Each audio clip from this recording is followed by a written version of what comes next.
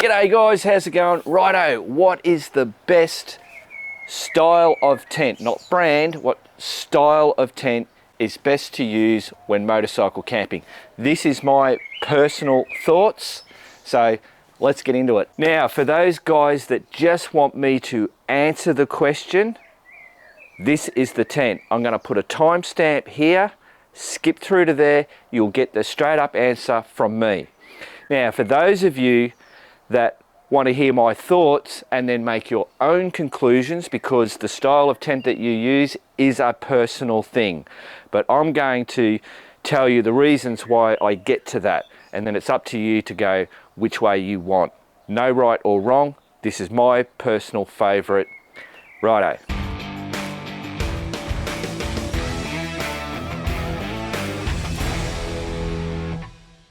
Right, let's knock out the elephant in the room. So a big tent, you've seen those tents, they're bloody ones where they have the vestibule part where you can pull your motorbike into it. You can stand up in the tent. It's all great, it's fantastic, but obviously it's just too big. It's big to carry, it's a big footprint, you've got limited spots that you can put it. And also, if you're camping in the cold, that tent is going to be very, very cold to sleep in because your body heat has to try and heat up all that area.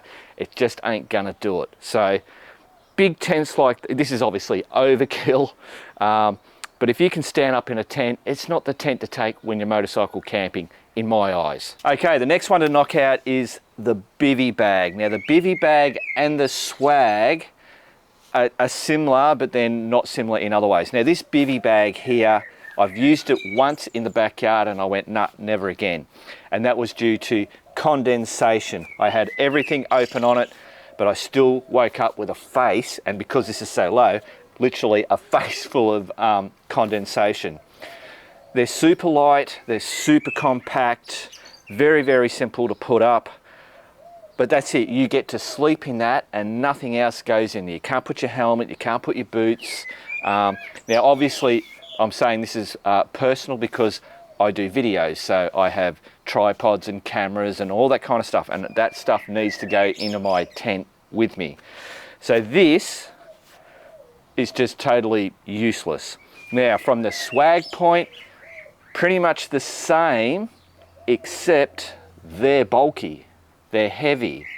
So right, cool, that's it. Oh, and actually another little thing with swags and bivy bags too is if you're in a campground with other campers and whatever, now there might be kids and women and whatever around, you can't get bloody changed, or it's a real struggle to get changed in this. So if you've got to get out and if you're changing your jocks and your socks and everything, you're getting naked, and that can be a bit of a problem. Maybe not for you, but for other people, and you don't want to do that. Right, now, this is the Gunya one. They don't make this anymore. It's a one person. I love this thing, all the little bits and pieces that they have on this, how this works. But the flaw to it is it's a one man. Now this does actually have a vestibule, and I'm going to be talking about vestibules, only on one side. So this gets pegged out like that, and that's how you go in. So you've really only got room to put your boots there. That's about it. That's all you're going to get in there.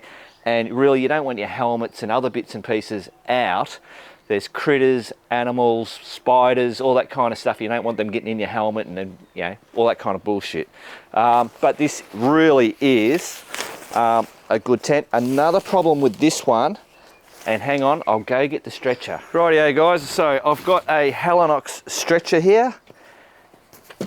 This is another bloody issue.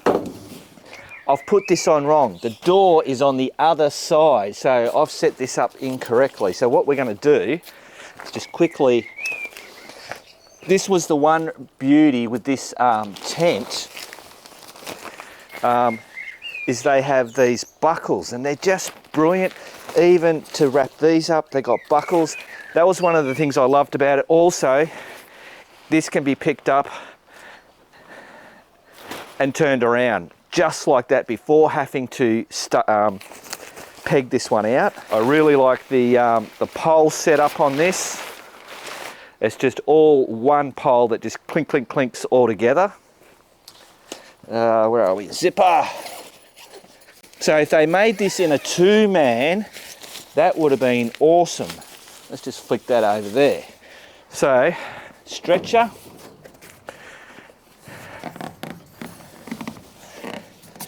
How?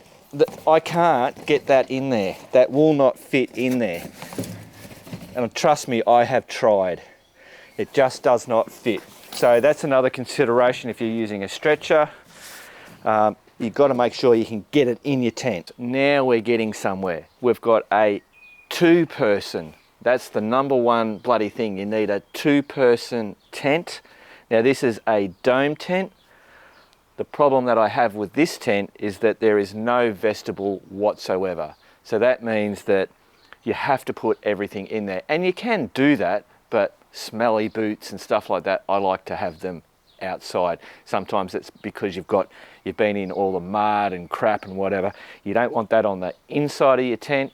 You want it on the outside, but under some cover. Right, so I've just opened it up. Now this only has one entrance. I don't like a tent that has one entrance. I want 2 entrances. Let's see if the stretcher fits in this one. Opa.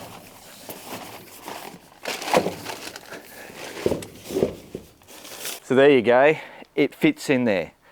Let's cross over to the other camera and I'll take you in there. Rightio, so we're in here. Now if you look, this stretcher only just fits in there. So then you think having your head up here, you're going to be touching the edges of the tent, and you don't want that. The same with your feet down that end. The sides, obviously not all dome tents are the same size. You can get bigger ones, but I'm 6 foot tall, so I have to be mindful of the length so that I'm not hitting the sides. Right, so another good thing with this particular dome tent is that you can pick it up and move it around without it being pegged down. Now the tent that I'm gonna end up with doesn't have that. I have to peg out 4 bits and then set it up.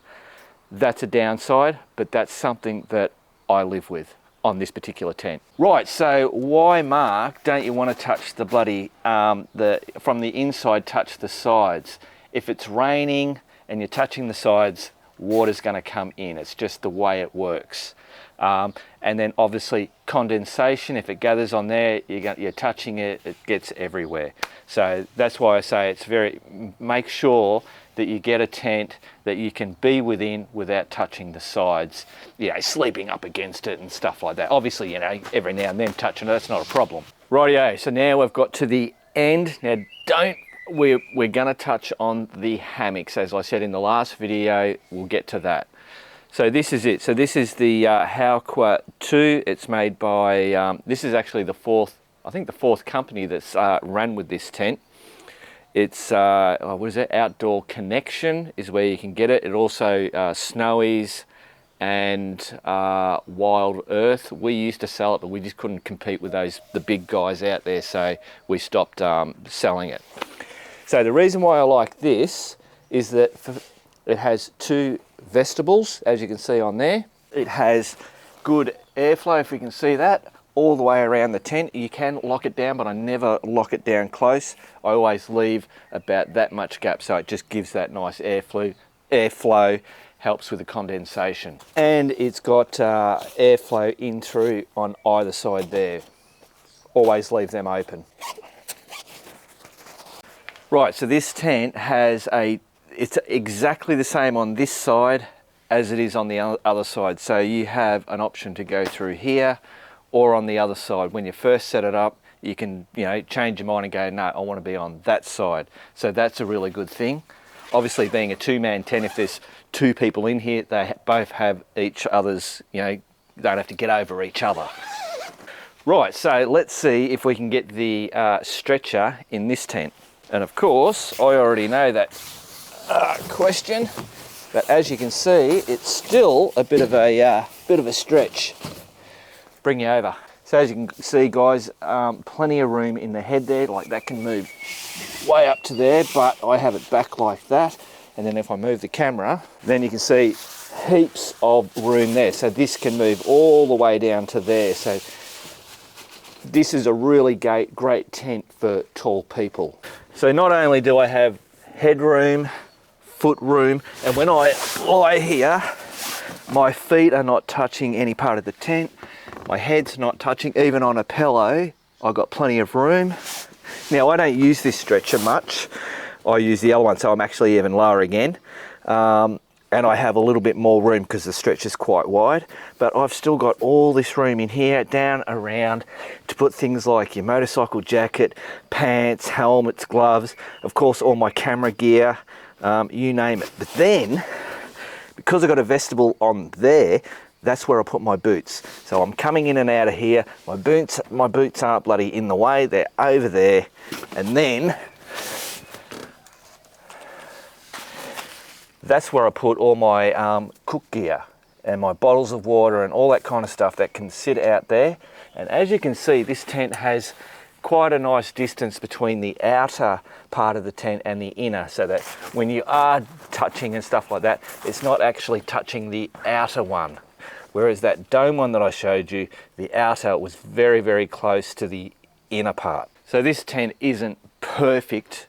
If I was to, the only upgrade that would be that I could set this up without having to peg it down. It's a real minor thing, but that would be, you know, I live without that. Having the two vestibules, plenty of room to put all your stuff. You're not trying to cram things in or leaving stuff out for spiders or bloody dingoes to go bloody pissing off with your gloves and your boots and all that kind of shit. There's always ways around that type of stuff. But so the hammock. Right, so here it is. Here's the hammock. This is just a cheap eBay one. Lightweight, super compact.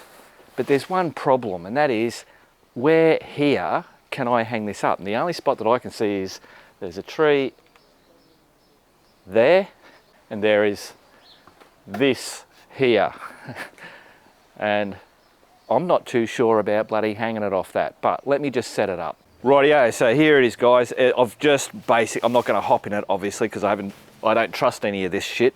So there it is. You know, it's got a little bloody thing there.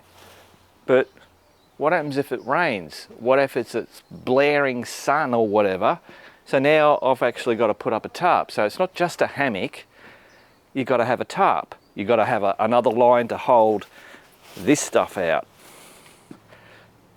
And so you do that, but then where am I going to put my boots and my helmets and all that kind of stuff? It's just going to have to be on the ground, or, you know, it'll be under the tarp, but it's still open to the elements, open to bugs and bloody animals.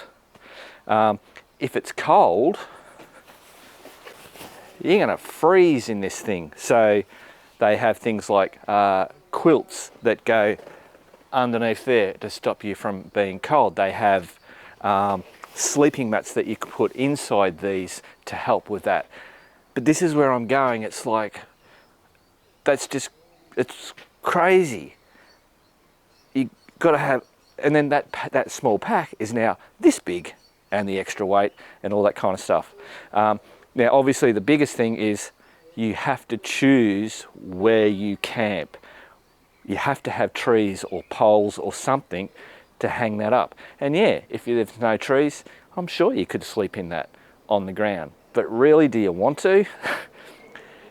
At least with a tent, you know you're on the ground, so you make sure you get the nice, comfortable mat and a sleeping bag, blah, blah, blah. So that's why I just think hammocks are a particular, specific thing. A hammock beats a tent. If you're on a hill like that, with lots of trees, you can't put a tent in there. Well, not yet, but you can't put a tent there, and that's where a hammock will beat a tent. Other than that, in my eyes, the tent just shits all over a hammock. Now, don't get me wrong, hammocks are great. People like them. I know Big Ray's I've seen him twice in a bloody hammock, and he reckons it's great.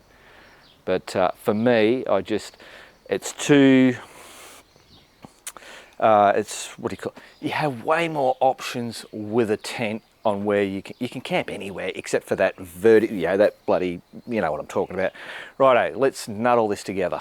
Right, bloody hell, I tell you what, that was hard work and it was quite bloody hot out there today. But anyway, we got it done. So now what I want to do is, I just want to give you what I reckon. So a 2-man tent, 2 layers. So that's the inner tent, which is normally your mesh, and then the fly over the top. 2 vestibles, but that's not a what do you call it? It's not a deal breaker.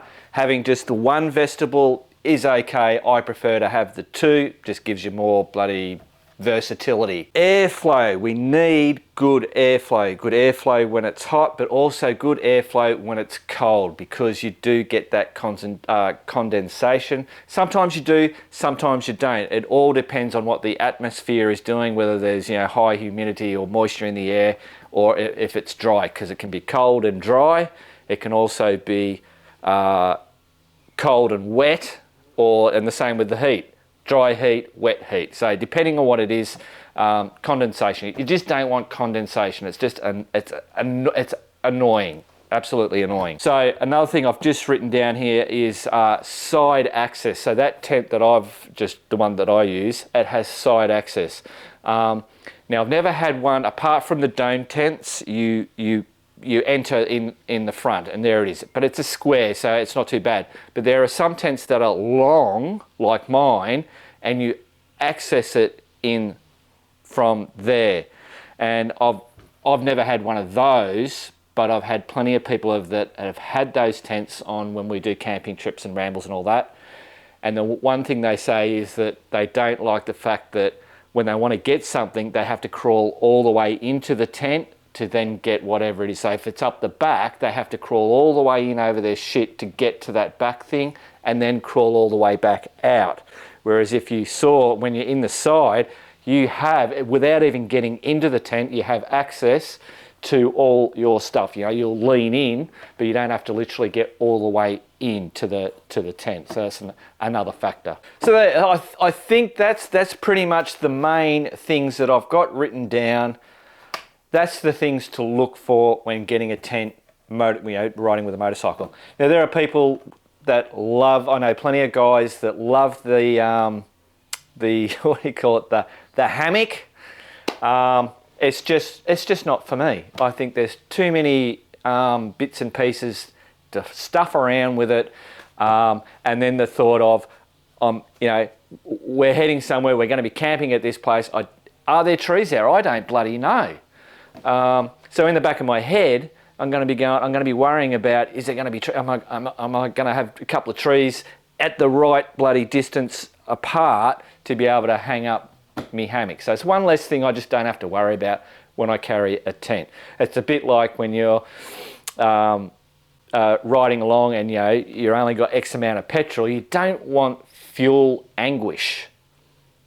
Take a 5 litre, if you've got a small tank, take a 5 litre. Even if you shouldn't need it, whack it on there, and I guarantee you, you will not worry about fuel. And it's a good feeling not having to worry about fuel. Same thing with the bloody hammock. Right, so some might be saying, well, how heavy should the bloody tent be? I would say don't go over, maximum is 3 kilograms. You should be able to get a 2-man tent, a decent one, at a really good price, and it should only weigh 2.5 kilograms. But they're all varying, and a lot of the times it depends on the pegs that they're whacking in there, the what do you call it, the poles. The aluminium poles are fantastic. I wouldn't go with the what do you call it, the fiberglass ones, but I mean they're just heavier. That's all it is. I would invest in a good set of. Let me hang on. Right now, tent pegs. Tents these days are getting better, and they are putting decent pegs in there. But this is the dome tent, and yep. So see, obviously you can see. So it's just a steel, straight, round peg. These bend very, very easily. Nothing worse than trying to hammer in something and it friggin' well bends. When you're out there, like when you're around home, it's all right. You know, you've got a vise or you've got straight concrete and you can bang it down. But when you're out there and it's on the ground and you know, it's a shit show. So I would invest in, well, the tent's got all the bloody pegs. Sand pegs. Throw in just, I've only got 3. But just having a few of these sand pegs, because if you end up at a camp and it's got sand in it, this will just save you bacon. Right, so the pegs to go for, so you can see that these are really super lightweight. Now that is like a V shape. These are good. They don't bend. And then I've got these ones, which is a triple. I think they're a Cedar Summit bloody one. Really super light as well. And they don't bend. And these even have those little bloody ridges in there, which is good when it's windy and your things flapping. It hooks onto those and it doesn't come off. Okay, so I think I've got everything. And like I said, doesn't matter what brand. It doesn't matter if you go, stuff you, Mark, you bloody wanker. I want to do hammock camping. Bloody good on you. You've seen all the different things. You've worked out what you want to use when you go camping, and that's what it's all about. It's the same with your motorbikes. You pick the motorbike that you want to ride. Well, there you go, guys. So hopefully that was educational, or you got something bloody out of it. So the next video that I will do is most probably get into the camping stove. What type of camping stove can I use when motorcycle bloody riding? And there is a plethora of what you can do. What I'll do is I'll put down here's a video of what I did 8 years ago, and it's a big long range. I think it's a bit bloody funny or whatever. a bit of a hairy moments happening in that. But remember, it is 8 years ago that I did that. I'm a younger man. The grey hairs bloody were only just starting to show up. And when the next video shows up, I'll put it in here as well, the follow-on from this one. Righto, guys, remember, keep on riding, and if you ain't riding, keep on keeping on.